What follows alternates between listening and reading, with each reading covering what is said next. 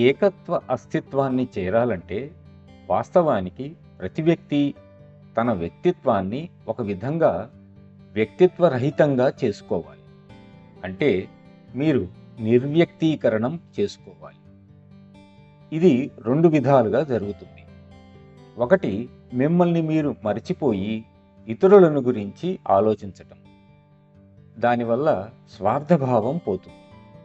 రెండు, మిమ్మల్ని మీరు మీ ఆత్మలో కేంద్రీకరించుకోవడం. అదే నిరంతర స్మరణ. ఈ రెండు పద్ధతులు మీకు సమాజంలో కనపడతాయి.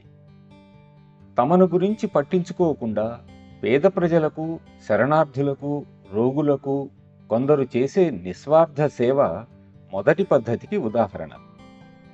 అది ఆధ్యాత్మికమైనదా కాదా అనేది మీరే నిర్ణయించాలి. మరొక మార్గం మీ ఆత్మను పరమాత్మపై లగ్నం చేయడం.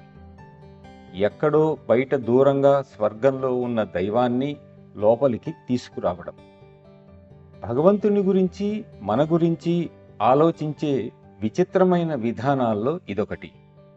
భగవంతుడు ఎక్కడో స్వర్గంలో ఉన్నాడని, మనమేమో ఎక్కడో నరకంలో ఉన్నామని, ఈ ఇద్దరూ ఎప్పుడూ కలవరని అనుకోవటం ఎంత విషాదకరమైన ఆలోచన.